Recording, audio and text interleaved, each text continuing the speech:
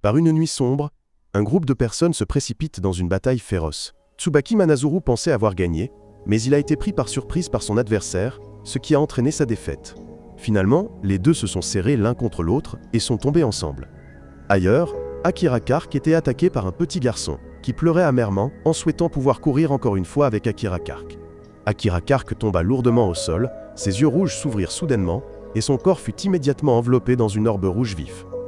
À ce moment, elle s'excusa auprès du petit garçon comme si c'est étaient ses derniers mots. Pendant ce temps, deux filles se chamaillaient, et comme prévu, elles furent toutes deux vaincues par leur adversaire. Partout, tout le monde s'entretuait sauvagement. Les deux hommes se disputèrent sur le destin. Puis, ils se sont battus, se serrant l'un contre l'autre en tombant. Pourtant, dans le passé, ils avaient tous une vie très paisible. Un matin au dojo d'Yuri, Isshin Kakihara et moi nous entraînions comme d'habitude, là où son père est le maître. En un clin d'œil, Isshin Kakihara fut vaincu par moi. Isshin Kakihara m'a accusé de tricher. Mais pour moi, gagner est gagner, peu importe s'il y a eu de l'aile, équité ou non. Les perdants qui se plaignent ne font que montrer leur immaturité. C'est là la pureté de l'art du sabre. Je le comprends très bien. Se sentant lésé, Isshin Kakihara a réclamé une revanche. Mais je l'ai calmement refusé parce que je devais encore préparer le petit déjeuner pour tout le monde. Pendant un moment d'inattention, je me suis accidentellement coupé la main, la lame laissant une trace de sang. Lorsque le petit déjeuner fut servi, Isshin Kakihara mangea avec beaucoup de joie. Il a fait l'éloge des œufs roulés préparés par son frère comme étant les meilleurs du monde. J'ai partagé la recette avec mon jeune frère, mais la seule chose qui intéressait Isshin Kakihara était d'avoir de la nourriture pour remplir son estomac. Voyant cela, je n'étais pas d'accord, me sentant comme si ce frère inutile ne pouvait pas vivre sans moi. Je gronda mon frère en lui disant qu'il devait apprendre à cuisiner pour lui-même, car je n'étais pas la femme d'Isshin Kakihara, et que je ne pourrais pas toujours être à ses côtés. Isshin Kakihara rêvait innocemment d'un avenir où les deux frères seraient toujours ensemble, où ils reprendraient le dojo ensemble, moi en tant que maître et lui en tant qu'assistant. Ensuite, nous prendrions le train pour école. Dans le train, Isshin Kakihara n'arrêtait pas de parler de son avenir en tant que maître de dojo. Je faisais semblant de croire qu'Isshin Kakihara était plus fort que moi, mais en réalité, il n'a jamais pu me vaincre. En fait, j'avais l'intention de quitter la maison. Le père d'Isshin Kakihara m'avait recueilli petit, m'avait élevé et payé mes études universitaires. Mais j'avais quand même l'intention de partir, même si je ne pouvais pas expliquer la raison à mon jeune frère. Je n'avais pas encore pris ma décision finale, alors je voulais que mon jeune frère garde le secret. Isshin Kakihara s'inquiétait de l'avenir du dojo si je partais. Aujourd'hui à école, était une matinée paisible, et mes amis discutaient innocemment du petit déjeuner lors de la pause. Soudain, un son étrange se fit entendre. Même en se bouchant les oreilles, on ne pouvait l'arrêter. Tout le monde s'effondra. Seul Isshin Kakihara et moi étions encore conscients. J'ai réveillé Isshin Kakihara, lui rappelant de faire des efforts. Puis, soudain, une brume rouge empoisonnée a commencé à envahir et à envelopper toute chose. À ce moment-là, je évanoui aussi. Tout le monde a disparu dans la brume, ne laissant que leurs vêtements. Dans une autre dimension, j'ai rencontré une fille aux cheveux blonds vêtue d'une robe de style Lolita. Elle m'a dit que tout ce que nous voyions était qu'une scène construite, et que tout ce qu'elle contenait disparaîtrait bientôt, sans laisser de traces lorsque ce paysage illusoire évaporerait. Avec mon simple QI de 200, j'ai rapidement compris l'histoire. Comprenant que tout était qu'un rêve, la fille m'invita à discuter du destin. J'ai trouvé les paroles de la fille un peu forcées. La fille a continué à me persuader de la force qui était emprisonnée en moi, comme un roi enchaîné sous un péché, et de la futilité des efforts humains pour trouver une réponse. À ce stade, je ne comprenais plus du tout ce que la fille disait, ni qui elle était. La fille s'est présentée comme Dux, et elle a promis de me revoir dans ce monde. Je me suis réveillé à l'hôpital universitaire, entouré de médecins et d'infirmières. Ils ont annoncé que J était la dernière personne à être réveillée. Alors que les autres étaient réveillés après une semaine, il m'a fallu 5 mois pour ouvrir les yeux. Pire encore, tout le monde avait fait exactement le même rêve que moi. À l'extérieur, Tokyo faisait face à une catastrophe terrifiante. Des énormes arbres ont poussé partout, et la ville était complètement recouverte d'une brume rouge. Les médecins ont appelé cela l'incident de la grande inconscience. Personne ne savait ce qui était passé pendant la semaine où tout le monde était inconscient. Apprenant que je était réveillé, Isshin Kakihara a pleuré, et s'est précipité à mon chevet pour me ramener à la maison. Immédiatement après avoir quitté l'hôpital, un couple de journalistes m'a approché car J était le dernier à être réveillé. Sur le chemin du retour, j'ai ressenti un mal de tête et je me suis assoupi un instant. Dans mon rêve, j'ai vu le père d'Isshin Kakihara gisant dans une mare de sang, moi-même me tenant au-dessus de lui. Des épines traversaient les mains de mon père, lui faisant pousser des cris stridents. Je me suis réveillé brusquement et nous étions arrivés au dojo. À ce moment-là, le son étrange retentit à nouveau. Il était produit par un homme et une fille. Puis, une forte explosion fit s'effondrer tout le dojo. Un monstre est apparu et horreur, était le père d'Isshin Kakihara. Le monstre s'est précipité pour m'attaquer, mais je l'ai esquivé. Isshin Kakihara m'a donné une canne. Utilisant les compétences que j'avais acquises, je me suis élancé vers l'avant, mais je n'arrivais pas à frapper, car des souvenirs concernant mon maître me revenaient constamment à l'esprit. Cette hésitation a donné au monstre l'occasion de me taillader des nids, épaules, faisant jaillir mon sang partout. Au bord de la mort, le pouvoir latent de mon corps a explosé. Ma blessure s'est rapidement guérie. Mes yeux sont devenus rouges, mon sang s'est figé en épines, entourant mon corps. On aurait dit une copie de Tokyo Ghoul. En un instant, j'ai utilisé mon énergie interne pour briser elle, épée du monstre, et lui couper le bras. Le monstre s'est précipité vers moi, mais je l'ai coupé en deux. Voyant cela, la fille qui observait depuis le toit a manifesté sa déception. Elle a vu que J était éveillé, ce qui allait lui causer des problèmes plus tard. Après une bataille acharnée, le monstre est tombé, mais lorsque la lumière s'est dissipée, j'ai été choqué de réaliser que la créature était mon père adoptif. Je ne pouvais pas y croire, J était en proie à la douleur, et j'avais perdu le contrôle, me haïssant d'avoir gardé rancune contre lui pendant si longtemps, pour finalement tuer moi-même la personne la plus importante. C'est alors que Serted est apparu, apaisant doucement ma douleur. Je me suis réellement effondré. Isshin Kakihara, quant à lui, était trop confus pour distinguer la réalité. Serted leur a dit de ne rien dire, qu'elle expliquerait tout. La police est rapidement arrivée sur les lieux, la policière et son collègue ont commencé à enquêter, mais aucun d'eux n'a compris ce qui était passé. Lorsqu'ils ont interrogé Serted, elle a dit qu'elle était une camarade de classe des deux frères, et que sa présence était qu'une coïncidence. La police a conclu que le père d'Isshin Kakihara était porté disparu, et a considéré cela comme une autre disparition mystérieuse, comme de nombreux cas récents. Après le grand déluge, 10 000 personnes ont disparu. La rumeur s'est répandue que les disparus étaient transformés en brume rouge ou en monstres assoiffés de sang, ce qui semblait absurde, mais a semé le doute dans l'esprit de chacun. En me ramenant à la maison, Isshin Kakihara a confronté la fille, pensant toujours que tout était qu'un rêve. Serted l'a exhorté à accepter la réalité cruelle et à comprendre pourquoi son père était devenu ainsi. Elle croyait qu'il avait été transformé et soupçonnait qu'il avait rencontré un homme vêtu d'un manteau bleu et portant des lunettes. Isshin Kakihara se souvenait de cet homme, mais ne comprenait pas pourquoi il aurait fait cela puisqu'ils n'avaient visiblement aucune rancune l'un contre l'autre. Voyant mon air sévère, Serted ordonna à Isshin Kakihara de se taire, disant qu'elle lui expliquerait tout plus tard, et que mon propriétaire, moi, voudrait sûrement aussi le savoir. Une fois de plus, je suis tombé dans une hallucination. J'y ai vu un espace déformé de couleur rouge, je me suis vu être mis au pied par un homme tout de blanc. Cet homme pleurait et m'appelait. Je me suis réveillé en sursaut et j'ai vu Serted à côté de moi. J'ai réalisé qu'elle était une fille de mon club de littérature. Serted m'a conseillé de me reposer car j'avais utilisé trop de force. En parlant de force, j'ai réalisé que ma blessure était complètement guérie, mais j'ai aussi réalisé que J était celui qui avait tué mon père adoptif. Serted a informé Isshin Kakihara, qui s'entraînait au sabre dehors, que je était réveillé. Serted est resté à mes côtés, prenant soin de moi méticuleusement, allant même jusqu'à me préparer le petit déjeuner comme si de rien était. Elle m'appelait maître.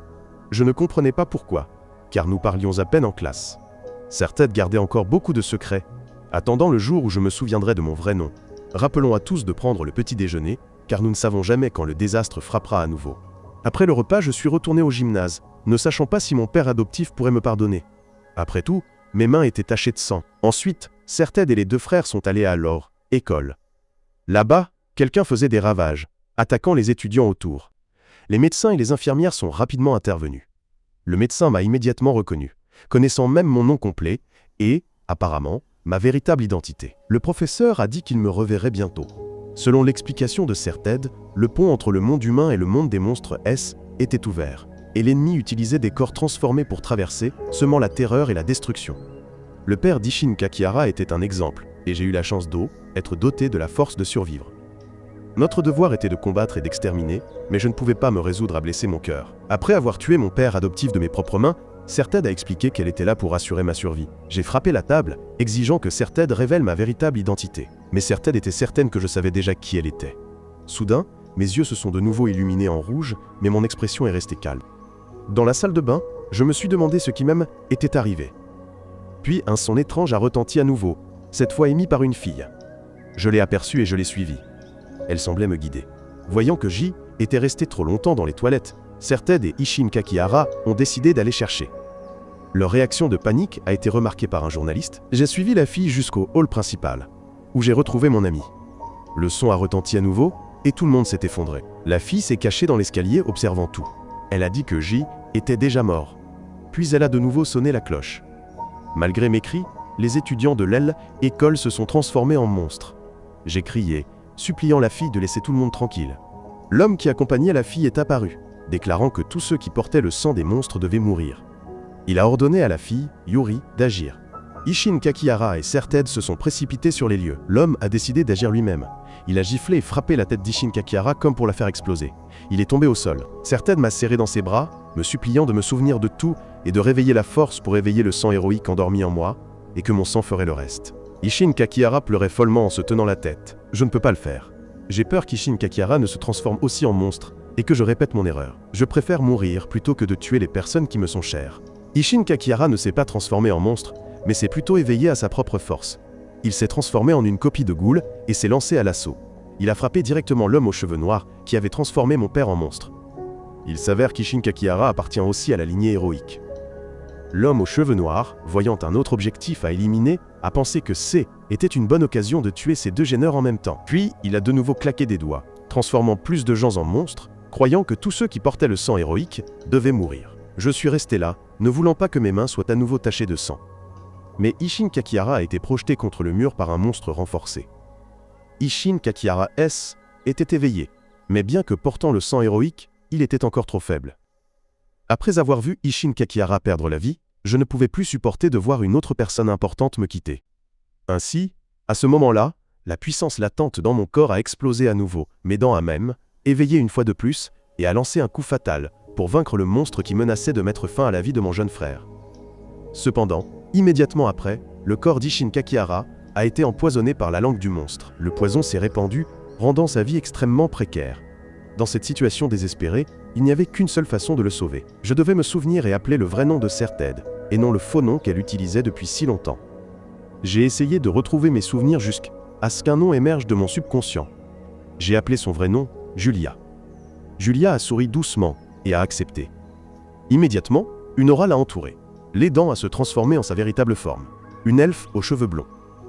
À cet instant, elle a abandonné son déguisement mortel pour devenir une véritable protectrice. Désormais sous le nom de Julia, celle destinée à me protéger et à prendre soin d'Isshin Kakihara. Elle a assumé la responsabilité de soigner Isshin Kakihara. Avec ma puissance accrue, j'ai pu éliminer le monstre avec un seul coup. Bien qu'ayant sauvé Isshin Kakihara, un sentiment de douleur intense m'a envahi d'avoir une fois de plus involontairement mis fin à la vie d'un monstre. Au fond de moi, je réalisais cependant qu'avant sa transformation, il avait été un être humain et un étudiant ordinaire comme moi. Cette pensée m'a presque fait perdre le contrôle. Le sentiment de culpabilité m'a pesé alors que mes mains continuaient de se couvrir de sang. Julia m'a assuré que ça était la seule façon, mais je suis devenu fou, incapable d'utiliser cela comme excuse pour tuer des innocents. Julia comprenait ce sentiment, mais une fois que quelqu'un devient un monstre, il n'y a pas de retour en arrière.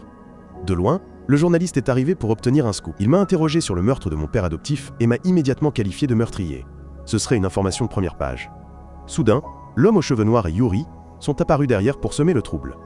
Il peut invoquer un nombre illimité de monstres tant qu'il y a des humains pour activer le pont. Il croit que toute la lignée héroïque doit mourir et il sera celui qui s'en chargera. Il a renforcé un monstre pour m'attaquer. Heureusement, mon armure de sang m'a protégé. Il a continué à renforcer le monstre, le transformant en une forme gigantesque. Le monstre géant s'est précipité vers moi, lançant un coup direct. Mais à cet instant, la mystérieuse couche de sang a enveloppé mon corps, m'aidant à éviter des blessures graves. De plus, cette couche a amplifié la puissance intérieure, me rendant considérablement plus fort. Cependant, le prix à payer était extrêmement élevé, car le corps humain ne peut supporter ce genre de pouvoir indéfiniment, même si je deviens plus fort. Après chaque bataille, si cela continue, mon corps s'effondrera bientôt. L'homme aux cheveux noirs ne pouvait pas comprendre ma force. Des sons étranges émanaient de mon corps, remplissant l'espace d'une faible résonance. Le vice-chef de la division, Tsubaki Manazuru, l'a entendu par hasard, s'est tenu la tête en douleur, et son corps a commencé à perdre le contrôle. Dans ce chaos, une autre fille est apparue, appelant désespérément Akira Kark, le collègue de Tsubaki Manazuru, a réveillé rapidement le sang héroïque en lui, car c'est la seule chose qui pourrait la sauver. N'ayant plus le choix, Akira Kark a été obligé d'appeler le vrai nom de Tsubaki Manazuru. Lorsque ce vrai nom a été révélé, le pouvoir scellé en elle a explosé, et Tsubaki Manazuru s'est immédiatement transformée en Aro, une belle guerrière avec une force extraordinaire, devenant officiellement une porteuse du sang héroïque. Grâce à l'eau, éveil d'Aro, la situation s'est immédiatement inversée. Elle s'est lancée en avant pour vaincre un monstre.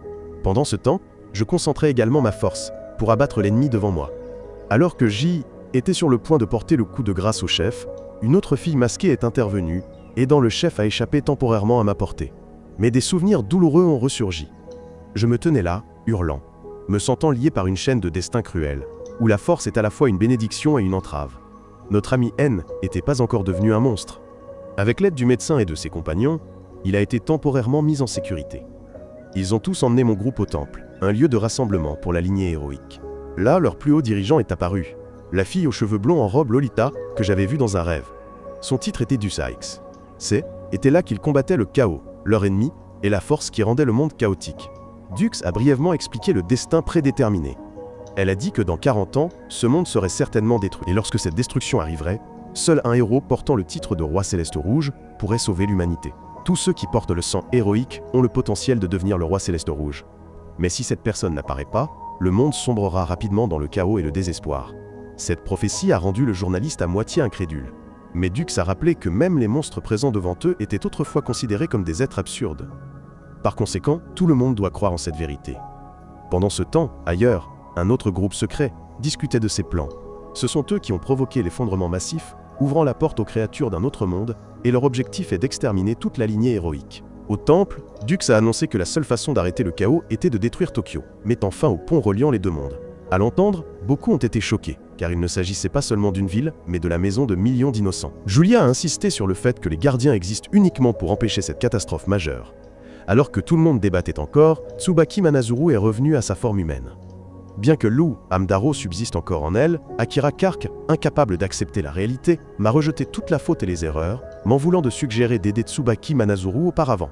Même si Shoko a souligné qu'une fois transformée en sorcière démoniaque, il n'y a pas de retour en arrière possible, Akira Kark ne pouvait pas contenir sa rage. Il se tenait seul dans le jardin, fumant pensivement, son regard plein de ressentiment, se jurant intérieurement qu'il découvrirait la vérité, et me punirait à tout prix. Notre ami a été emmené chez le médecin. Le docteur a expliqué que certaines personnes peuvent se transformer en monstres parce qu'elles possèdent un gène spécial.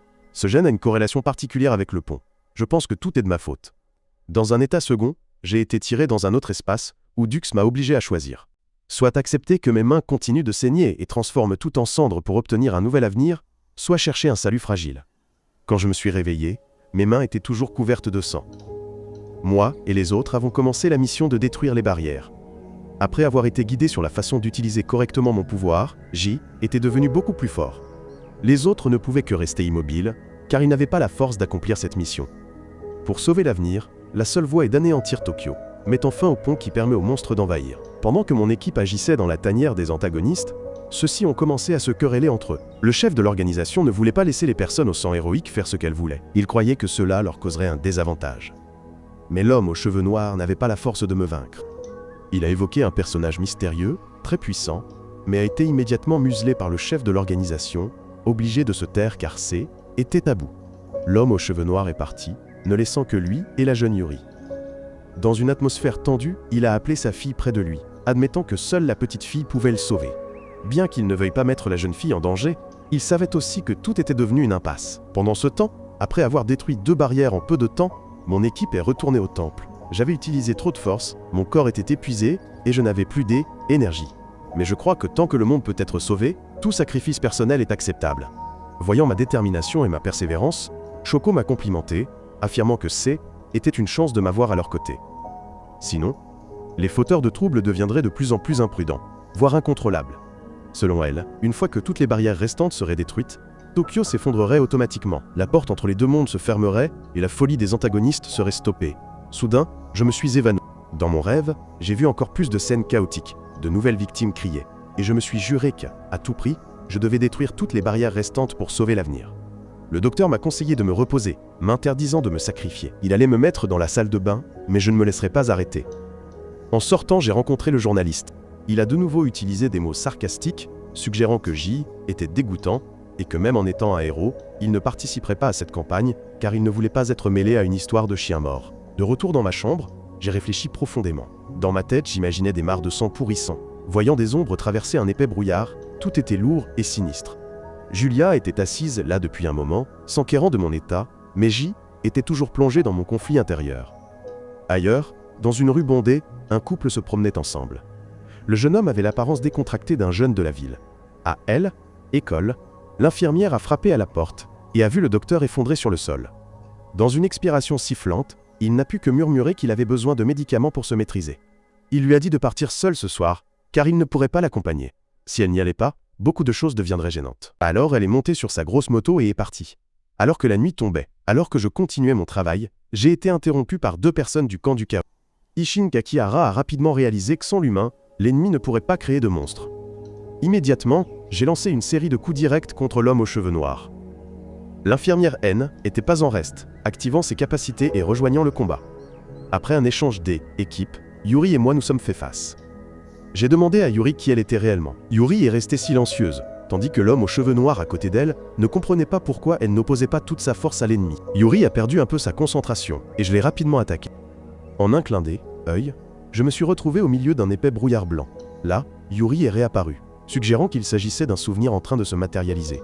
J'ai fait demi-tour pour partir, mais la jeune fille a continué à me suivre, déclarant que je ne pouvais pas même échapper en tournant simplement en rond ici.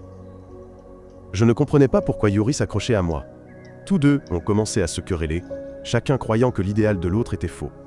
Yuri pensait que je ne pouvais pas détruire les barrières, car cela ferait s'effondrer Tokyo. Alors que la plupart des gens ne survivraient pas, j'ai rétorqué que tout était dû au fait que Yuri avait transformé tout le monde en monstre. En réalité, Julia avait perdu sa trace. Dans le labyrinthe de souvenirs, j'essayais constamment de échapper, mais je me perdais de plus en plus. Yuri a soudainement fait une suggestion, suggérant que nous oublions tout et restions ici. Elle ne se souciait de rien d'autre, croyant que rester avec moi était la meilleure chose.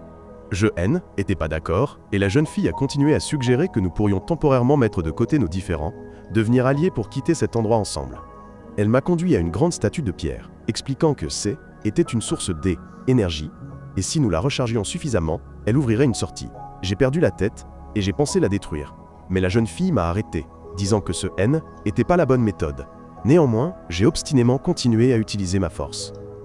Elle a dû me rappeler de concentrer toute mon énergie sur un seul point, contrôlant le flux au lieu de gaspiller la force de manière imprudente. À ce moment-là, mes souvenirs d'enfant sont refait surface. J'ai de nouveau vu l'image d'une femme, qui était autre que Yuri. Alors que était encore confus, ma conscience s'est estompée et je me suis effondré au sol. Yuri s'est assise à côté de moi, m'a juste souri doucement, puis est parti avec la remarque que toutes les erreurs provenaient de mon subconscient. J'avais encore beaucoup de questions sur qui était vraiment cette jeune fille. Après être réapparu, je me suis immédiatement levé pour protéger mes compagnons. Cet acte décisif a stupéfié l'équipe adverse, surtout lorsqu'ils ont vu Yuri, en qui ils avaient placé leur confiance en son pouvoir, subir une défaite cuisante face à moi. Un sentiment d'insécurité s'est immédiatement propagé en eux, les amenant à reconnaître rapidement la situation instable et à devoir battre en retraite pour éviter le danger et vérifier l'état de Yuri. Tout le monde est retombé au sol tandis que mon esprit continuait de se remémorer les événements récents. L'atmosphère est devenue lourde. Julia m'a interrogé sur ce qui venait de se passer car elle avait perdu ma trace et ne pouvait pas bouger. Mais je suis resté silencieux, disant que j'avais besoin d'un moment de calme et que je voulais rester seul. Pendant ce temps, Isshin Kakihara, qui était également au temple, se souvenait de la scène horrible à laquelle il avait assisté de ses propres yeux. Une fille avec un bandeau sur les yeux était apparue et avait invoqué une horde de monstres effrayants. Shoko a raconté qu'il avait dû faire face à un membre de la Société des Gardiens, une organisation établie de longue date pour protéger le Japon avant que le pays ne soit fondé, et qu'ils étaient clairement devenus des ennemis. L'infirmière s'est demandé pourquoi j'avais soudainement disparu du combat au milieu du rêve brumeux de l'homme aux lunettes, mais je n'ai répondu que je ne me souvenais de rien de ce qui était passé. Dans l'atmosphère tendue, le journaliste avait beaucoup de mal à supporter d'avoir été convoqué. Ces informations étaient divulguées, et il y avait une possibilité d'espionnage. Ils ont commencé à le soupçonner d'être un espion, mais il a répliqué qu'être un espion ne lui apporterait aucun avantage. Voyant que la situation était pas bonne, tout le monde a mis fin à l'enquête.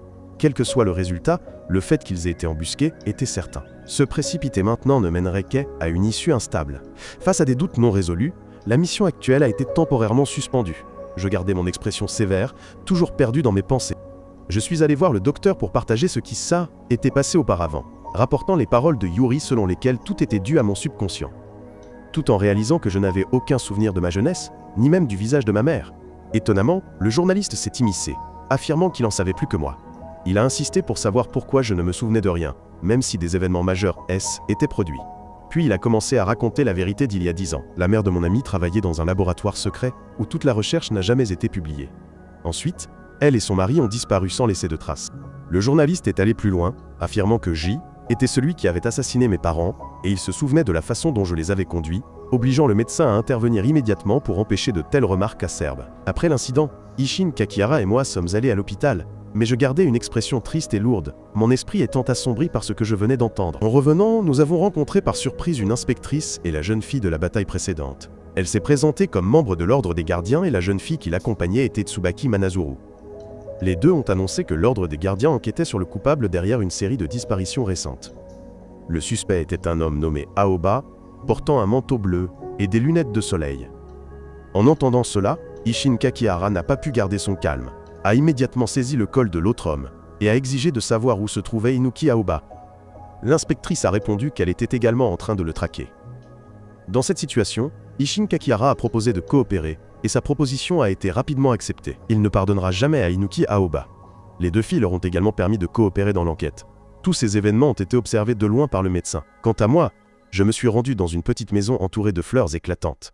Mais juste après, une mare de sang est apparue devant mes yeux, me faisant tomber dans le choc pour ne réaliser que tout n'était qu'un rêve. Pendant ce temps, le médecin travaillait dur, essayant de créer une pierre rouge secrète. Alors qu'il semblait avoir réussi, il a échoué à nouveau. Le journaliste jetait des papiers partout dans sa rage, tandis que Shoko nettoyait tranquillement le sol du temple. L'inspectrice restait assise pensive, mais fut ensuite rappelée par le journaliste. Le médecin a continué à travailler dans un état d'épuisement, et il semblait que tout le monde était occupé par ses propres tâches. Je suis resté assis en silence dans le jardin, tenant une fleur, un léger sourire aux lèvres. L'infirmière est venue voir le médecin et lui a conseillé de ne pas trop travailler, mais il n'a répondu qu'il n'avait plus beaucoup de temps. Pendant ce temps, Inuki Aoba est tombé dans leur ligne de mire, suivi et photographié secrètement par le journaliste et Haro. Je continuais à rendre visite à mon ami à l'hôpital, me blâmant toujours pour tout. Le médecin m'a donné une lueur d'espoir en disant qu'il cherchait un traitement. Tout progresse très bien. Il veut faire tout ce qu'il peut pour ne pas vivre dans le regret plus tard. Au crépuscule, le médecin a avoué qu'il avait essayé de détruire le laboratoire, mais qu'il avait finalement été emmené au temple par Dux, comme si était le destin. J'ai exprimé mon seul espoir d'être pardonné, de sortir de cette douleur et de ne plus tuer personne. Le médecin m'a immédiatement réconforté, affirmant qu'il avait trouvé un moyen de me guérir. Concernant l'ordre des gardiens, ils ont conclu que était Inuki Aoba qui était derrière tout, mais ils soupçonnaient également qu'il pourrait se tromper de cible. Cette nuit-là, j'ai rêvé que le médecin s'effondrait dans une mare de sang, ce qui m'a fait me réveiller en sursaut. J'ai immédiatement appelé l'hôpital, mais je n'ai pas pu joindre le médecin. Seule l'infirmière a répondu. J'ai dit à l'infirmière de transférer rapidement l'appel au médecin, mais elle ne l'a pas trouvé non plus. Dans une anxiété extrême, j'ai couru dehors pour chercher. Ailleurs, le journaliste et Haro cherchaient également des indices, et ils ont finalement réussi à déverrouiller l'ordinateur de quelqu'un, faisant crier de joie le journaliste d'avoir trouvé les données dont il avait besoin. En désespoir de cause, j'ai couru partout, cherchant désespérément le médecin. En passant devant une maison, j'ai vu Yuri jouer joyeusement avec un groupe de jeunes enfants. Pendant ce temps, la fielle, équipe des gardiens, a été attaquée par surprise. Isshin Kakihara est venu aider, mais la jeune fille lui a dit qu'il n'avait pas à s'inquiéter pour elle et qu'il devait poursuivre le suspect.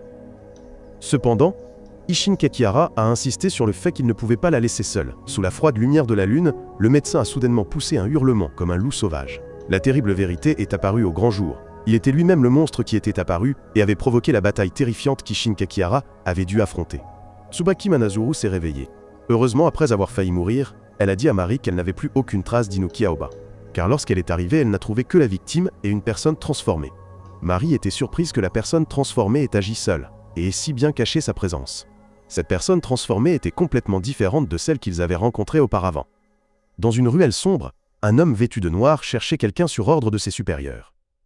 La personne qu'il devait trouver était le médecin. Mais lorsqu'un autre collègue est revenu avec le dîner, le garde en noir n'a trouvé que 3 corps. Je n'avais pas pu répondre au téléphone auparavant. C'est pourquoi je pouvais maintenant contacter à nouveau l'infirmière. Après avoir cherché, l'infirmière a découvert que le médecin n'était pas dans son cabinet. J'avais le pressentiment que quelque chose de terrible lui arriverait. L'infirmière croyait encore naïvement que le médecin ne faisait que travailler trop dur, qu'il n'y avait rien à craindre et qu'il devrait le laisser se reposer. À cause de ce rêve, était très inquiète, et j'ai décidé de trouver le médecin par tous les moyens. J'ai appelé Shoko au temple pour lui demander où il se trouvait, en disant que j'avais vu le médecin dans un cauchemar. Dehors, les hommes en noir le cherchaient aussi partout. Shoko a senti qu'elle n'avait pas le temps de se soucier de mes rêves ridicules. Impuissant, je suis retourné à la maison familière, me blâmant, sans savoir quoi faire. J'ai serré ma tête, me souvenant des mots d'avertissement du médecin. Tant que je serai persévérant et que je n'abandonnerai pas, je trouverai une solution. J'ai donc décidé d'aller voir le médecin pour lui parler en tête-à-tête. De son côté, le médecin avait recontacté l'infirmière. Il s'est enquis de l'état de ses recherches et lui a demandé pardon de lui confier tout à partir de maintenant. L'infirmière lui a reproché de être égoïste. Après être fait injecter, il ressentait une violente douleur à la tête, ses canines étaient sur le point de se transformer en bêtes. Malheureusement, les hommes de main d'Inuki Aoba l'avaient trouvé. Ils l'ont encerclé, lui demandant d'attendre l'arrivée de Jun, leur supérieur. En entendant Jun, le médecin a conseillé aux hommes en noir de fuir rapidement. Ils ont seulement ricané, pensant que le médecin plaisantait. C'est à ce moment-là que je suis arrivé. Le médecin m'a conseillé de m'en éloigner et de ne pas m'impliquer avec lui. Mais je ne comprenais toujours pas le problème et j'ai averti le médecin qu'il était en danger. Les hommes en noir m'ont dit de même, éloignés à contre-cœur. Pourtant, J était prêt à me battre contre eux. Le médecin a grogné, a montré ses crocs, s'est transformé en loup et a rapidement sauté dans la rivière pour échapper. Les hommes en noir m'ont grondé d'avoir laissé leur bête échapper et ils ne pourraient pas l'expliquer à leurs supérieurs. Je ne comprenais rien à ce qui se passait. Je suis retourné pensivement au temple, où tout le monde était rassemblé. Le journaliste a immédiatement déclaré que le médecin était un traître. Puis, il a présenté une photo comme preuve. Elle montrait un orphelinat où le médecin et Inuki Aoba avaient grandi ensemble. Les deux étaient presque frères. Selon la théorie de Shoko, le médecin était du côté opposé depuis le début, ce qui pourrait expliquer pourquoi il s'opposait toujours aux actions de tout le monde. Seul moi ai pris la parole pour défendre le médecin, disant qu'il ne pouvait pas le désigner comme traître en se basant uniquement sur une photo. Mais le journaliste a présenté une autre information. Cet orphelinat était géré directement par la Société de recherche scientifique Avil, l'organisation de ma mère, qui se présentait toujours avec une bonne image publique. Derrière cela se cachaient des activités illégales liées au développement d'armes et des expériences inhumaines. Cette société scientifique était notre ennemi juré. Shoko a conclu que cette organisation était également du côté du chaos. J'ai refusé de croire cela. Le journaliste a montré une autre photo montrant le président d'Avil avec sa fille Yuri. Je l'ai immédiatement reconnu. À ce stade, tout le monde devait accepter la vérité. Le médecin était celui qui avait divulgué l'information pour protéger les enfants de l'orphelinat, la maison de l'homme. L'orphelinat était situé dans la zone interdite de la tour. S'il était détruit, les enfants mourraient. L'infirmière a expliqué davantage qu'elle avait aussi grandi dans cette maison, qui était en fait un laboratoire de recherche scientifique souterrain où les enfants étaient soumis à des expériences physiques cruelles. Elle et le médecin étaient tous deux des produits ratés abandonnés après les expériences, et grâce à cela, ils avaient miraculeusement survécu. Sous l'effet de ces recherches, le médecin devait toujours subir des conséquences à long terme. Son corps épuisait avec le temps, son destin semblait sur le point de se conclure. Je me suis rendu à l'orphelinat, me souvenant de l'image de Yuri, jouant joyeusement avec les enfants. Ne comprenant pas la signification de ce sourire, je suis retourné à la maison familière où se trouvaient les touffes de fleurs violettes. Yuri a commencé par faire éloge de ces fleurs, les trouvant magnifiques. Elle s'appelle Romarin, je l'ai appelée par son nom. Yuri a souri en retour, allant même jusqu'à dire que le chocolat chaud qu'elle avait bu dans cette maison était très bon. Elle avait essayé de le refaire, mais n'arrivait pas à le rendre aussi délicieux que ma mère. Je ne me souviens de rien. Je ne connaissais le nom de Yuri que par les récits des autres. Je n'avais rien, ne pouvais rien faire. Et J était sur le point de perdre quelqu'un d'important pour moi. Yuri m'a demandé de l'aide. Étrangement, chaque fois que Jay était aux côtés de Yuri, j'oubliais tous mes ennemis, même mes camarades, et je voulais juste rester à ses côtés. J'ai demandé à Yuri de parler de la douleur que j'avais perdue. Yuri s'est assise pensivement sur une chaise. Je me suis déplacé pour m'asseoir à côté d'elle. À ce moment-là, Inuki Aoba cherchait toujours le docteur. Ses camarades faisaient également de leur mieux. L'inspectrice s'est approchée, tapotant leur épaule pour demander des informations. Finalement, Inuki Aoba et le docteur se sont fait face. Inuki Aoba voulait que le docteur vienne avec lui au conseil. Était peut-être le seul endroit où il pouvait aller maintenant. Le docteur était la personne la plus importante pour lui. Le docteur le savait aussi, mais il a supplié Inuki Aoba de le tuer rapidement. Il voulait mourir en restant le frère le plus proche d'Inuki Aoba, plutôt que de se transformer en monstre. Inuki Aoba a serré les dents à contre-cœur, voulant réaliser le souhait du docteur. Cependant, je suis intervenu, empêchant Inuki Aoba de tuer le docteur. En conséquence, le docteur s'est complètement transformé en monstre. Elle, équipe de l'inspectrice, interrogeait les gens pour trouver l'endroit où se trouvait Inuki Aoba. Tout devenait de plus en plus compliqué. J'ai attaqué le docteur transformé en monstre, essayant continuellement de le persuader. Inuki Aoba est également venu aider, mais il ne pouvait rien faire non plus. Derrière la puissance terrifiante du docteur se trouvait l'aide de l'infirmière qui contrôlait son pouvoir. J'ai activé mes capacités avec une grande source de puissance. Rapidement, cette puissance est devenue incontrôlable et a disparu, me laissant avec une expression horrifiée. Le monstre docteur a de nouveau chargé. Cette fois, nous nous sommes battus à main nue. J'ai invoqué un faisceau de lumière qui a balayé toutes les choses, essayant d'augmenter ma propre force. Inuki Aoba a observé la bataille, incapable de comprendre pourquoi cela se produisait, soupçonnant seulement que j'avais réveillé le pouvoir du roi du crépuscule rouge. Le docteur avait encore un peu de conscience, criant à l'intérieur pour que je m'arrête. Il m'a agrippé, absorbant le pouvoir de moi. Il m'a exhorté à ne pas devenir comme lui, mais à sauver tout le monde.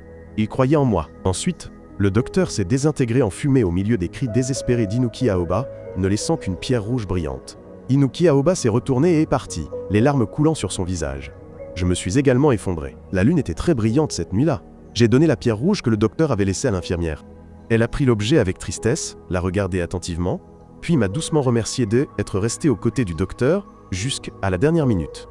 Pour ceux qui portent le sang des héros, la mort n'est pas la fin. Ils se transformeront en une pierre rouge.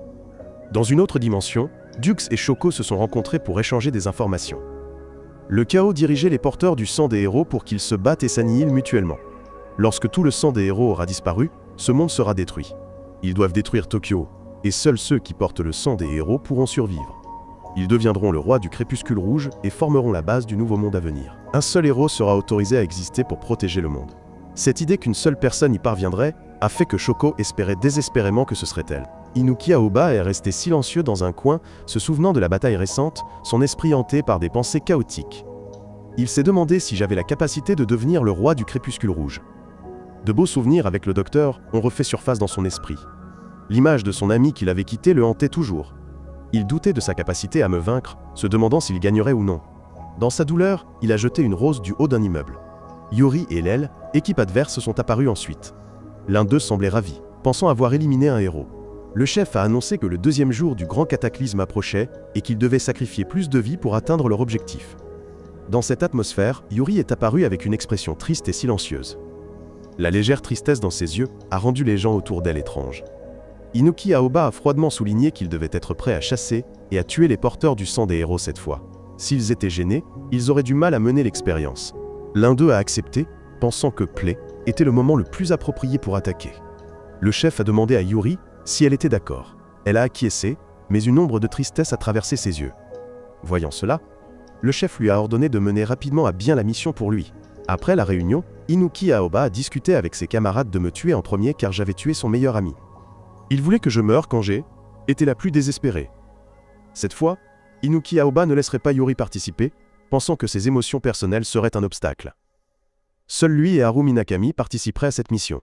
J était assise seule dans le jardin fleuri, me souvenant du docteur, des moments passés ensemble, et de ses dernières paroles. Mon cœur se sentait vide et inquiet en me demandant si je pouvais devenir celui que le docteur N était pas. Yuri est apparu, s'approchant doucement de moi, comme pour me réconforter. Elles se sont assises ensemble pour regarder les fleurs, toutes deux ayant des choses à dire, mais manquant de courage. Yuri a exprimé sa joie de me revoir, disant qu'elle venait souvent ici quand elle avait besoin de réfléchir. Mais cette fois, elle était venue spécialement pour me voir. Elle a posé devant moi une tasse de chocolat chaud qu'elle avait préparée elle-même, essayant de lui donner le goût de celui que ma mère avait fait. L'odeur réconfortante du chocolat a adouci l'atmosphère entre nous. Je me suis souvenu de ce qu'elle avait dit auparavant, et j'ai demandé des nouvelles de sa famille. Yuri a raconté qu'avant la catastrophe, ma mère et son père travaillaient ensemble dans un laboratoire. Ils étaient ici avant que l'expérience ne tourne mal. Depuis lors, ma mère a été aspirée dans un autre monde, et le père de Yuri a complètement changé. Il ne la considérait plus comme sa fille, consacrant toute son attention à l'ouverture d'une porte entre les mondes. Je ne venais plus non plus ici. Yuri voulait me trouver, mais son père l'en empêchait. Yuri était seule et impuissante. Elle se souvenait de moi, mais elle ne pouvait vivre que selon la volonté de son père. Elle a dit que son père ne la voyait que comme un récipient pour le sang des héros, et non comme sa fille. Elle était forcée de participer à des actes horribles, contrainte même de faire des choses contre son gré. Cette maison était le seul endroit où elle se sentait appartenir. J'ai remercié Yuri pour la tasse de chocolat, disant que je me sentais un peu mieux. Je me suis assise dans la chapelle, me souvenant de ma mère, du docteur et de Yuri. Puis soudain, l'image d'Ishin Kakihara gisant dans une mare de sang, comme le docteur avant lui, est apparue dans mon esprit. Pensant qu'Ishin Kakihara n'avait pas le droit de mourir à cause d'une rupture cardiaque comme le docteur, je me suis levé immédiatement pour trouver Ishin Kakihara, mais il était introuvable. Ishin Kakihara se promenait avec Tsubaki Manazuru dans la rue. Accompagné de Lvel, équipe adverse qui les suivait secrètement, Tsubaki Manazuru l'a emmené sur un toit. Si était Tokyo, mais de l'extérieur, on ne pouvait pas voir cette scène. C était l'endroit préféré de Tsubaki Manazuru. Il y avait tant d'endroits où elle voulait aller avec Ishin Kakihara. Ensuite, elle l'a invité à dîner. Je suis retourné au jardin fleuri pour retrouver Yuri. Au restaurant, Haru Minakami se plaignait d'être un antagoniste et de devoir suivre ses enfants à problème. En fait, Inuki Aoba visait aussi Tsubaki Manazuru. Apprenant que le Conseil des dieux s'opposerait à eux, j'ai parlé à Yuri de mes rêves prémonitoires, disant que chaque fois que je rêvais de quelqu'un, cette personne subirait une catastrophe. Cette fois, le rêve concernait Ishin Kakihara. Yuri croyait que je pouvais changer le destin si j'osais essayer, et qu'elle croirait toujours en moi. Dès que j'ai reçu l'appel à l'aide d'Ishin Kakihara, je me suis précipité à l'endroit indiqué, mais ce N était qu'une demande de paiement de facture parce que mon jeune frère avait oublié son portefeuille. Le soulagement m'a envahi en apprenant qu'Ishin Kakihara était en sécurité. Mais avant que je puisse souffler, équipe adverse a soudainement chargé et attaqué. Haru Minakami s'est précipité vers Tsubaki Manazuru pour lui bâillonner la bouche. Tsubaki Manazuru est rapidement passé en mode combat. J'ai vu Isshin Kakihara suspendu en l'air, une scène identique à celle de mon rêve. Inuki Aoba m'a empêché de bouger. Si je bougeais, il tuerait Isshin Kakihara. Inuki Aoba m'a reproché d'avoir laissé le docteur mourir. Inuki Aoba a annoncé qu'il torturerait Isshin Kakihara pour que je ressente une douleur similaire. Il voulait se venger de moi. Croyant que tout était de ma faute, Yuri est apparue soudainement au milieu du chaos et s'est précipitée pour sauver Isshin Kakihara. Elle m'a immédiatement couvert, comme si elle avait oublié tous les liens passés avec son père. Son action était clairement une trahison envers son père. Elle avait rassemblé toutes ses forces pour sauver ses amis. Inuki Aoba, bien que furieux, ne leva pas la main contre Yuri. Pendant ce temps, le soldat Haru Minakami, celui qu'ils étaient censés affronter pour Tsubaki Manazuru, fut complètement submergé. Tsubaki Manazuru arriva en courant et trouva Isshin Kakihara se reposant près d'un arbre. Il s'avéra qu'Isshin Kakihara était en sécurité. La vérité était que Yuri avait trahi son père pour les sauver. Elle n'avait plus nulle part où se cacher. Cette fois, le destin l'avait amenée à moi pour être sauvée. Ce soir-là, tout le monde fut invité à l'Guel, église, pour rencontrer la guilde des gardiens. Le journaliste reçut l'appel et exprima son mécontentement. Il se sentait mal à l'aise, être mêlé à ses ennuis. Shoko s'excusa humblement de le déranger, mais dit qu'il n'y avait plus d'autre choix compte tenu de la situation actuelle. La guilde des gardiens arriva rapidement et l'atmosphère devint immédiatement tendue. Je regardais tout le monde et expliquais lentement que je les avais appelés pour proposer une coopération, afin de trouver ensemble un moyen de protéger le monde. Dès que j'eus fini de parler, Tsubaki Manazuru accepta immédiatement de coopérer. Mais les autres membres de l'équipe pensaient que ce N était qu'une illusion naïve et que Tsubaki Manazuru serait puni. Elle accusa immédiatement le groupe d'avoir causé un danger, menaçant même de détruire ce monde. Mais Shoko rétorqua que ce qu'il faisait N n'était pas pour détruire, mais pour protéger le monde de la destruction. Julia Ichijo, la fille de la Yin, équipe des gardiens, n'accepta pas cela, considérant mon groupe comme des fous qui se croient être une organisation de protection nationale, tout en tuant leurs ennemis. Elle prépara immédiatement son esprit pour la bataille. Le jeune Sagura, qui l'accompagnait, sortit également son arme. Isshin Kakihara ne se fit pas prier et se transforma immédiatement. Tsubaki Manazuru tenta de les arrêter, craignant qu'un conflit N éclate dans l'air tendu ainsi que dans le câblage. Shoko avertit que si Tokyo N n'était pas détruite, le monde ferait certainement face à l'extinction. J'ai osé rétorquer, croyant qu'il y avait encore un moyen de sauver le monde sans détruire Tokyo. Voyant cela comme prometteur, la guilde des gardiens commença à montrer de l'intérêt pour la négociation. À ce moment-là, j'appelai Yuri à sortir. En la voyant, toute la guilde la considéra immédiatement comme une ennemie et l'attaqua collectivement. Je me précipitai pour la protéger, déclarant hardiment que Yuri était une alliée. Les autres regardèrent fixement, croyant que J était trompé, mais je réfutai avec des preuves que Yuri avait sauvé Isshin Kakihara de l'ennemi. Isshin Kakihara se leva également pour confirmer, rendant l'atmosphère temporairement silencieuse. Je racontais mes rêves prophétiques et soulignais que Yuri m'avait aidé à changer le destin. L'existence d'Isshin Kakihara était une preuve évidente. Je ne croirais plus au destin, mais me concentrerais uniquement sur l'avancement. Je connaissais le complot de l'organisation, éliminer la lignée des héros. Par conséquent, ils causèrent des inconsciences de masse et transformèrent les humains en champs de cadavres. Mon plan était très simple. Tant que les personnes portant le sang des héros vivaient, l'organisation ne pouvait pas accomplir son complot. Si tout le monde coopérait, les chances de victoire seraient plus grandes. Certaines personnes furent convaincues, mais Shoko ne croyait toujours pas Yuri. Pour elle, il n'y avait que deux options. Soit Tokyo serait détruite, soit la lignée héroïque serait anéantie. J'essayais de la persuader davantage, mais cet argument logique semblait inefficace contre Shoko. Néanmoins, beaucoup de gens acceptèrent d'être de mon côté, bien que quelques-uns aient exprimé de sérieuses réserves quant à se fier trop rapidement. Pendant ce temps, dans la base de l'ennemi, ils réalisèrent parfaitement que Yuri les avait trahis. Le père froid la méprisait en la qualifiant de fille stupide amoureuse, mais la considérait toujours utile. Il ordonna de chercher Yuri rapidement. Le journaliste continua d'essayer de convaincre l'officier de police de ne pas me croire, croyant que l'avenir était dicté par le passé. Si mes mains étaient maintenant tachées de sang, l'avenir serait certainement baigné de sang. J'avais tué mon propre père pour survivre, mais la jeune fille resta obstinée, ne disant que de la suivre quelque part pour vérifier. J était assis seul sous la lune, réfléchissant silencieusement, quand Yuri m'apporta une tasse de chocolat chaud. Pendant ce temps, la police emmena la journaliste aux archives où étaient stockés les dossiers de l'affaire d'il y a 13 ans. Là, elle prouva que je-même n'étais pas le meurtrier de mon père, comme le journaliste l'avait cru pendant tant d'années. Elle avait caché des informations importantes en sachant que j'appartenais à la lignée des héros. Selon le dossier, il y a 13 ans, une affaire de suicide familial avait eu lieu chez moi. Quand la police arriva, j'avais avoué dans la panique avoir tué mon père. Mais ensuite, j'avais perdu toute mémoire. Il y avait des marques de strangulation autour de mon cou. Les documents d'enquête montraient que mon père avait voulu me tuer, mais avait changé d'avis et était suicidé, laissant une dernière volonté, priant son fils de continuer à vivre. Le journaliste fut stupéfait. Sa croyance de tant d'années fut bouleversée. Bien qu'il comprît en partie la vérité, il avait encore du mal à l'accepter. Un appel d'urgence retentit, demandant à tout le monde de se rassembler à Vel, église. Yuri expliqua que l'organisation se préparait à déclencher une deuxième inconscience de masse, mais elle n'en connaissait pas les détails. Shoko continua de semer le doute, exhortant tout le monde à ne pas croire Yuri. Mais cette fois, la plupart avaient choisi de soutenir la jeune fille. Shoko ne pouvait que grincer des dents et déclarer qu'il le regretterait. Dans le jardin fleuri familier, Yuri était émue par la confiance de tout le monde. Elle posa sa tête sur ma main, souriant faiblement, reconnaissante de pouvoir enfin m'aider. Je voulais désespérément me souvenir de tout ce qui concernait Yuri, croyant que le destin commençait à changer. Yuri sortit un livre, un objet que ma mère lui avait offert, et me le donna. À peine l'eus-je touché, je messe, évanoui, replongeant dans un autre rêve. Alors que des souvenirs d'enfance refaisaient surface, révélant le événement d'il y a 13 ans, l'image de l'officier de police apparut soudain dans mon esprit. Pendant ce temps, l'officier de police poursuivait son enquête et fut tendrement prise en embuscade par l'ennemi. Elle se battit courageusement, mais fut finalement gravement blessée.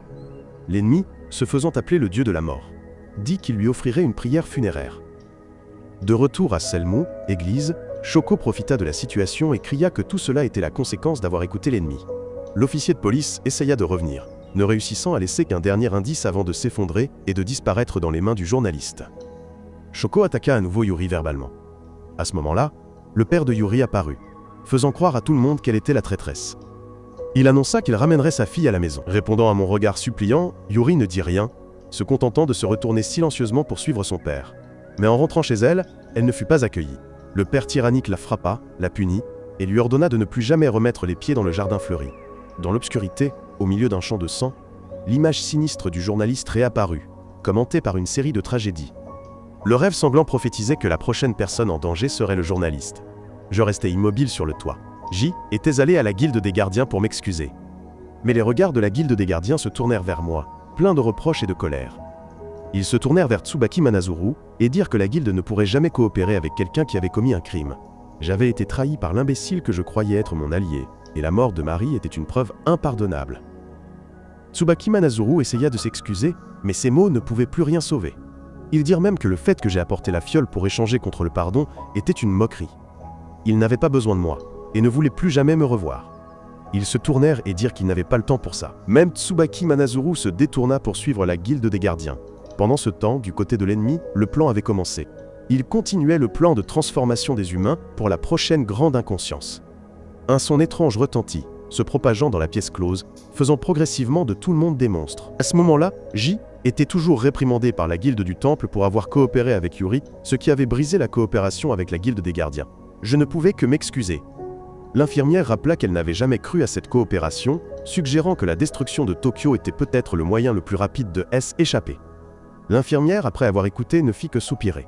Elle dit devoir partir pour continuer à étudier et trouver un moyen de sauver ce monde. Le journaliste traîna Haro, affirmant avoir besoin de récupérer des données importantes et d'avoir son propre plan.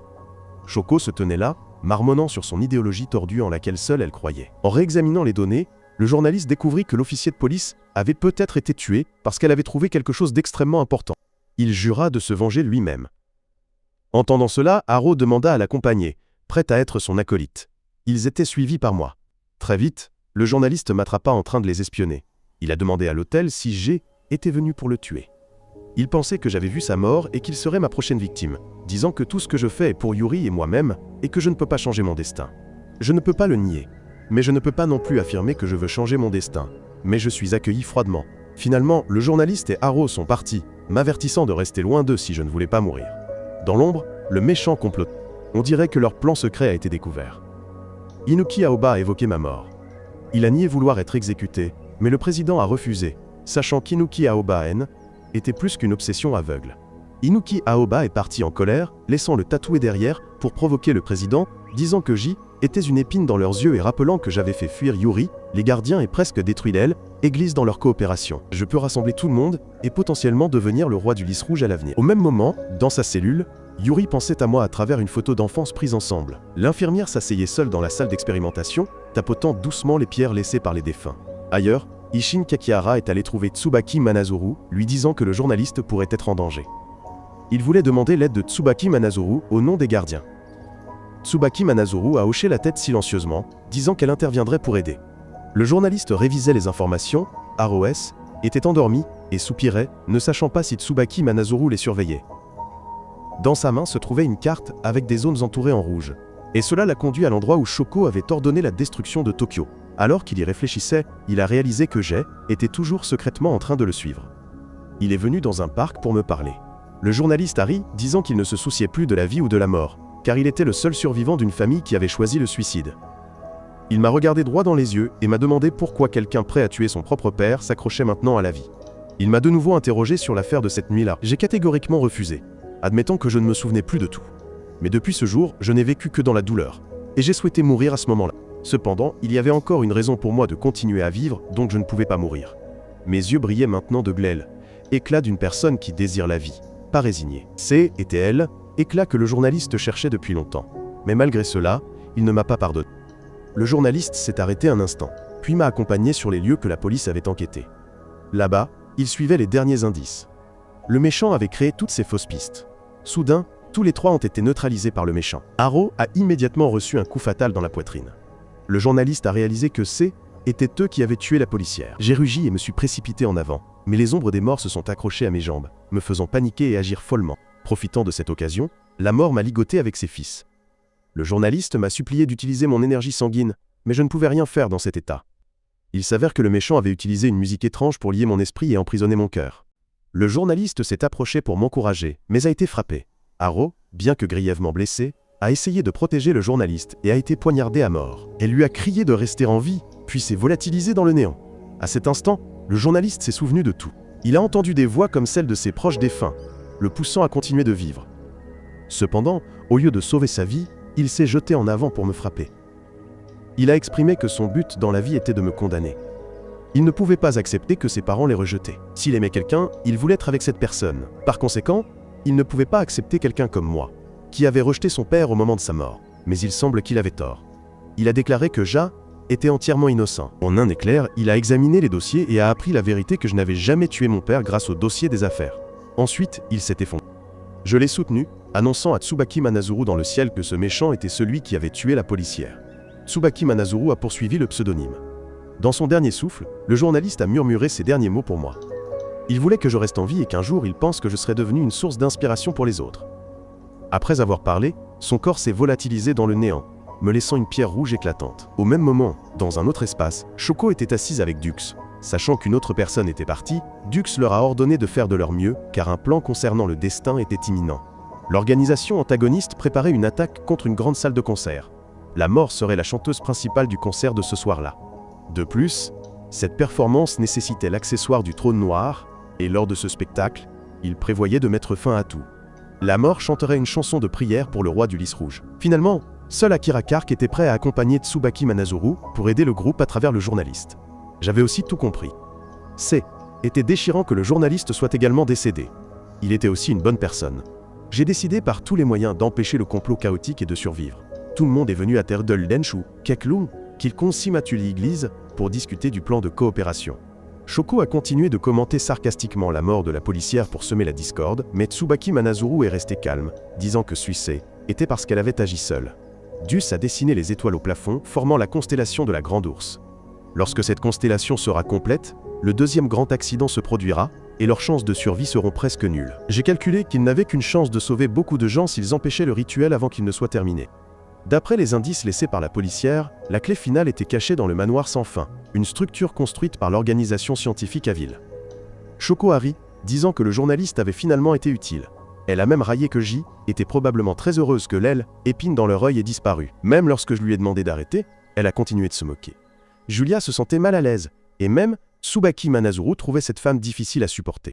J'ai décidé de mettre fin à tout moi, même. Être celui qui oserait défier le destin cruel prédéterminé. Dus a esquissé un sourire narquois comme quelqu'un qui avait déjà vu une partie de l'avenir. Le père de Yuri se tenait près de la fenêtre, calculant le début imminent du deuxième grand accident. Bien que ce plan semble parfait, il pensait qu'il devait rester vigilant. Il considérait maintenant Yuri comme inutile pour de plus grands plans. Quelqu'un dans le groupe a mentionné une personne qui n'avait pas encore agi. Il a qualifié cette personne de ratée et a averti de ne pas les comparer à Yuri. Inuki Aoba a demandé s'il avait traité tous les sujets expérimentaux de cette manière. Il a répondu qu'il n'avait aucun souvenir d'aucun échec, puis a laissé entendre que si Inuki Aoba n'était pas assez utile, il serait éliminé. Cependant, il a refusé de laisser Inuki Aoba me tuer lorsqu'il l'a demandé, lui confiant plutôt la tâche de protéger un autre point. Un seul ordre a rendu Inuki Aoba furieux, mais il n'a pas osé désobéir. Quand Inuki Aoba n'a pas compris pourquoi le président le traitait ainsi, un personnage malade dans un coin a dit que s'il était Inuki Aoba, il pouvait ignorer tout pour attendre la vengeance, même la pierre de Lval, Am. Le père de Yuri a confirmé que sa décision était absolue. Inuki Aoba est sorti et a rencontré Yuri.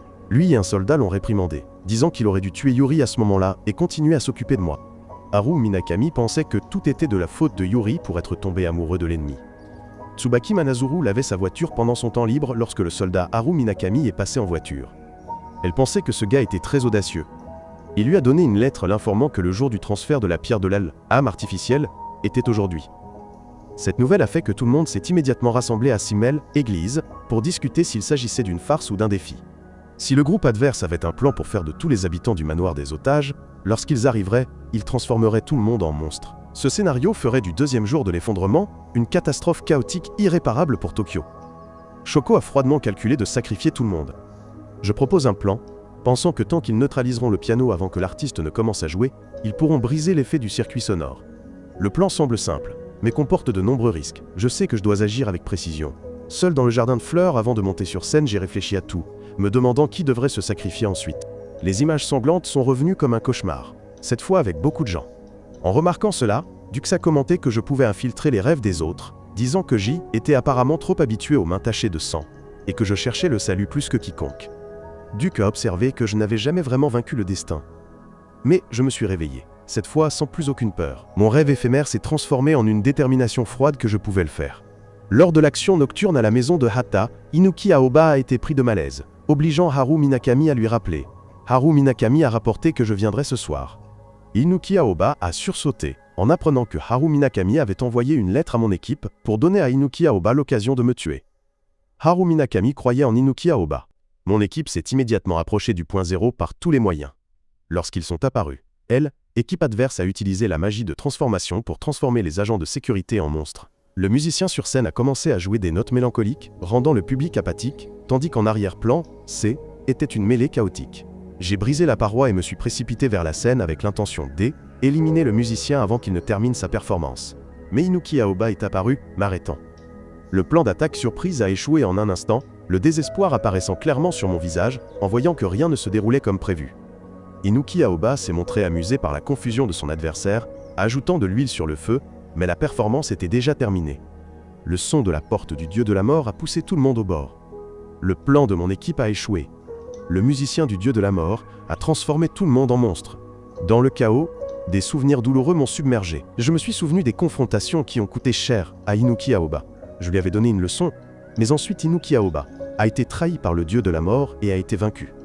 Cette situation a été rapidement exploitée pour lancer un massacre, faisant croire aux conspirateurs que le roi de la lumière écarlate apparaîtrait au milieu du chaos. Soudain, une puissance profonde en moi s'est éveillée.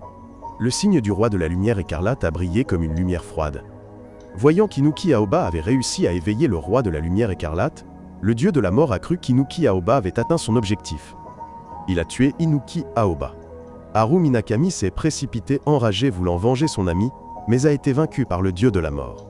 Mais il n'est pas mort, car Akira Kark est intervenu. Le dieu de la mort a complimenté, disant « Comme c'est beau de mourir pour celui qu'on aime ». Ensuite, j'ai activé le mode roi de la lumière écarlate, entrant en bataille avec le dieu de la mort. La bataille philosophique a eu lieu dans les airs, et j'ai réussi à anéantir le monstre du dieu de la mort. Shoko a montré sa satisfaction, croyant que le plan allait dans la bonne direction. Pendant ce temps, ailleurs, le père de Yuri serrait sa petite fille dans ses bras et sanglotait, car le plan avait échoué. Il ne pourrait pas créer une autre grande inconscience. Et cette fille, Chiyu, a ouvert la bouche pour l'appeler papa. Julia était heureuse d'avoir empêché le deuxième événement de grande inconscience, pensant que le monde serait paisible désormais. Le père de Yuri a convoqué ses deux filles, Yuri et Chiyu, à ses côtés. Il les a regardées avec des yeux froids, et a déclaré que c'est à partir de maintenant que la vraie guerre commencerait, qu'il était temps pour elle d'abandonner tout et d'entrer dans un nouveau monde. Il avait réservé Chiyu pour ce jour même. L'atmosphère dans la pièce est immédiatement devenue lourde lorsque les subordonnés ont murmuré qu'ils devaient maintenant se concentrer à éliminer. Ces mots sont tombés comme un ordre cruel, laissant Yuri stupéfaite. Les subordonnés ont rapidement expliqué toute l'histoire à la fille. Il a profité de l'occasion pour voir Yuri et me dénigrer, disant que j'avais tué 2 de leurs alliés et des milliers de clones. Il a peint l'image d'un traître pour renforcer ses raisons de haine.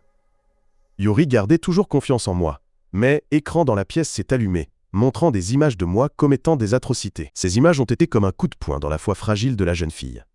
À la cathédrale, Shoko se vantait auprès de Dux que le plan avait réussi. Elle avait détruit la pierre magique qui empêchait le deuxième événement de grande inconscience.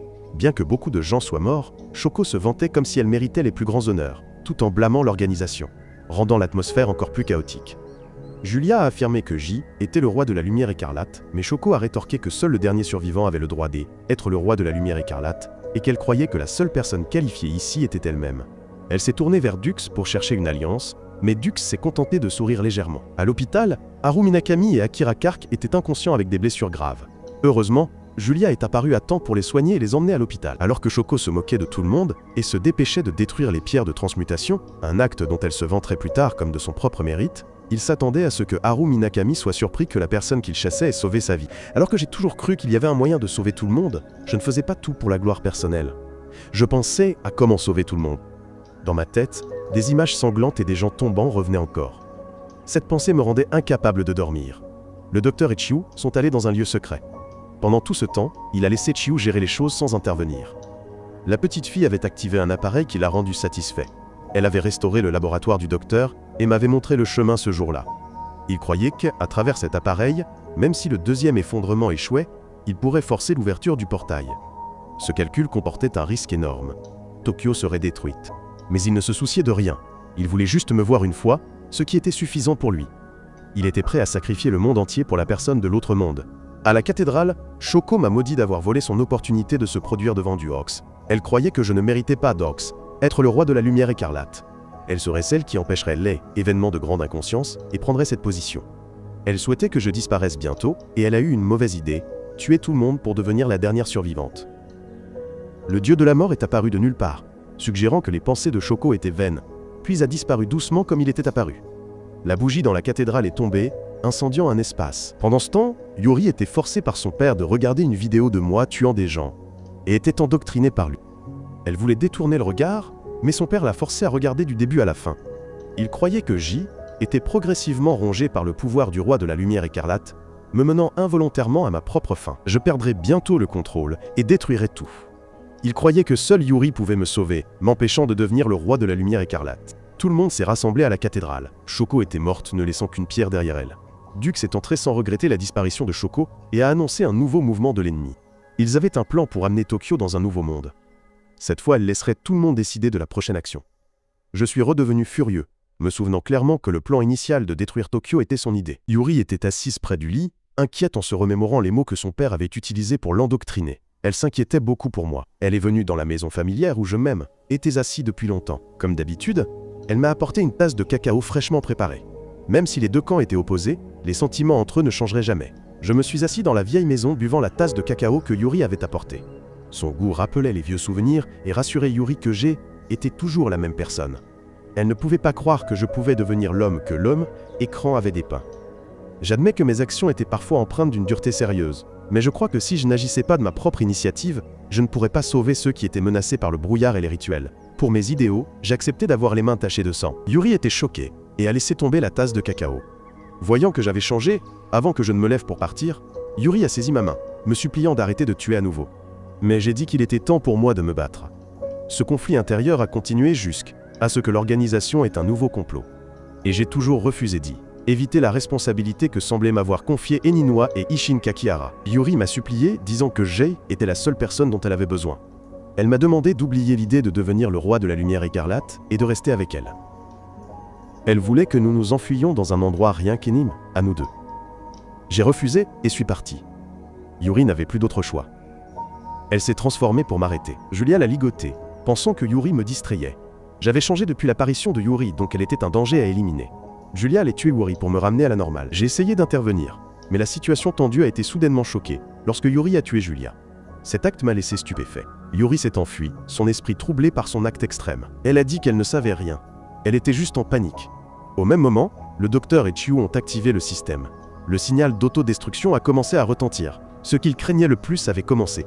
Toute la ville était plongée dans l'obscurité et les pluies dévastatrices. Bien qu'il ne restait que 4 personnes, mon équipe était toujours déterminée à sauver le monde. Dus est apparu, apportant de nouvelles informations. Le centre de cet appareil de destruction était ce qui avait aspiré la vie de ma mère, et ils devaient détruire cet appareil. Après être encouragés mutuellement, ils se sont envolés ensemble. Partout, était le chaos. Toute la ville semblait avoir été avalée. Le docteur se réjouissait de son travail de recherche, croyant que cet appareil avait réussi à connecter les deux mondes. C'est ainsi que Tokyo allait être détruite. Alors que mon équipe volait dans les airs, ils ont été soudainement interceptés par l'ennemi. L'artiste de la faucheuse voulait prendre ma vie pour régler une vieille dette. Dans ce moment de chaos, tout le monde a décidé de me laisser seul. Ils m'ont laissé affronter seul l'artiste de la faucheuse et se sont envolés vers le quartier général de l'organisation. L'homme s'est tenu là, conservant son calme et attaquant continuellement pour éroder le moral de l'adversaire, affirmant que mes mains étaient tachées de péché, que j'y étais un meurtrier. Je me tenais au milieu de cette série de reproches, ressentant profondément toutes les blessures accumulées en moi. J'ai volontairement accepté toute la faute, admettant que je porterai tout pour que mes camarades soient en sécurité. Je n'ai pas besoin d'être pardonné. Les trois autres se sont envolés vers le siège auquel ils ont été guidés, mais ce N était qu'une maison ordinaire. Le sol et le couloir ressemblaient à un souvenir d'une famille qui vivait là autrefois. Duz a affirmé que le professeur et ma mère avaient fait des recherches dans cet endroit. La façon de parler détachée de Dux a rendu tout le monde dans l'équipe mal à l'aise. Ils se sont regardés avec méfiance, puis se sont concentrés sur leur objectif. Tsubaki Manazuru s'est précipité pour frapper son adversaire, déclarant fièrement son invincibilité. Le combat sur la scène de l'artiste de la faucheuse s'intensifiait. J'ai essayé de résister, mais j'ai été submergé par l'obscurité et je me suis évanoui. Je suis tombé inconscient avec une lame métallique froide dans mon ventre. Dans mon évanouissement, je me suis vu allongé dans une grande mare de sang. Les rêves se répétaient comme des scènes, les cris des défunts résonnaient. J'ai réalisé qu'en fin de compte, était à mon tour de faire face au destin. L'image de Dux est apparue complètement différente de d'habitude. N était plus seulement une observatrice, mais elle était devenue une prêtresse apportant des rêves à mon esprit. Ce n'est que maintenant que j'ai réalisé qu'elle était derrière tous ces rêves et souvenirs. Elle m'a hypnotisé avec des illusions. Dux a révélé que tout ce qu'il vivait semblait être une pièce de théâtre jouée en boucle. Chaque acteur et chaque détail apparaissaient comme des modèles. La seule chose qui pouvait changer le résultat était ma volonté. Je ne pouvais pas comprendre pourquoi était toujours à moi de tout porter. Ne jamais être pardonné dans ces pièces de théâtre. Autour de Tokyo, de nombreux monstres ont émergé du centre du brouillard rouge. La ville est devenue un champ de bataille. Mes camarades sont partis éliminer les monstres, laissant Tsubaki Manazuru et Isshin Kakihara seuls. Isshin Kakihara semblait très heureux d'être seul avec Tsubaki Manazuru, ce qui fit rougir le visage de celle-ci de honte.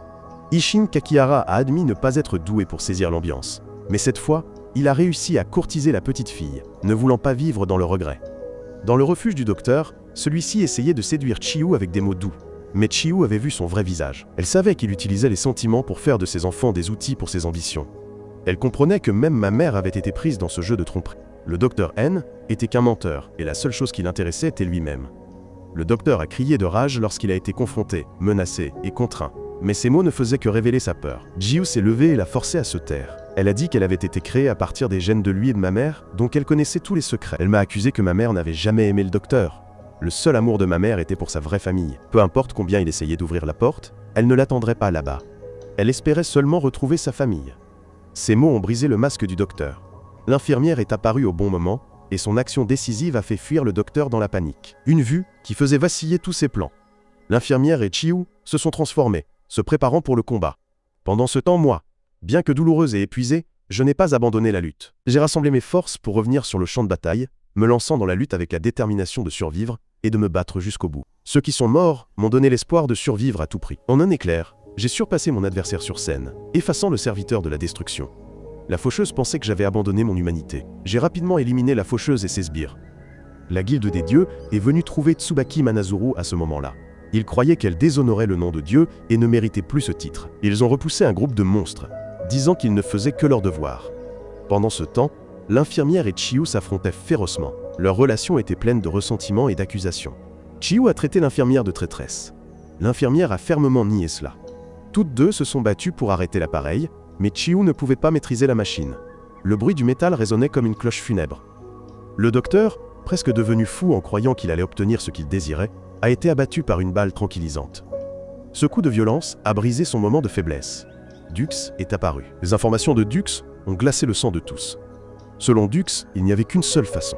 Je devais me sacrifier pour sceller le point vital du péché. Seule ma mort pouvait arrêter complètement la machine. J était très déterminée à me sacrifier. Mais Yuri s'est tenue devant la machine pour s'y opposer. Elle a utilisé tout son corps pour faire obstacle. Elle ne voulait pas que je meure, elle voulait seulement protéger ma vie. Yuri a réalisé qu'elle avait changé. Par conséquent, Elle a accepté de suivre ses propres erreurs. Toutes deux sont tombées dans une lutte intérieure et physique intense. Finalement, Yuri a réalisé qu'elle ne pouvait pas me retenir éternellement. Elle m'a laissé faire ce qui était nécessaire, mais a demandé à venir avec moi. Elle ne voulait pas être laissée derrière. Elle avait encore la force d'aider. Toutes deux se sont tenues la main, avançant vers la faille qui s'ouvrait. La faille ressemblait à une lame entre les deux mondes. Leurs pieds marquaient le bord de la frontière. Dans les dernières secondes, j'ai lâché la main de Yuri. Je voulais qu'elle vive à ma place. Pour moi, rien dans ce monde N était plus important que Yuri. Je devais m'assurer que la vie continuerait. J'ai demandé à Yuri de me promettre qu'elle survivrait. Yuri n'a pu qu'acquiescer. Je me suis envolé à travers la faille et me suis dissous dans la lumière. Le ciel est devenu vide et a changé de couleur. La lumière bleue est revenue. Yuri est descendu doucement au sol, étreignant le vide où je me tenais. La perte s'est profondément ancrée dans son cœur, comme une blessure qui ne guérirait jamais. À l'extérieur, les équipes restantes rassemblaient les quelques débris. Elles se sont mises au travail pour reconstruire un nouveau monde dans les cendres. Les réparations et les soins ont commencé. Les petites fondations ont été posées à nouveau. Mais tout n'était pas fini. Équipe ennemie avait encore un survivant. Cette personne était celle qui avait poussé le docteur du haut de l'immeuble.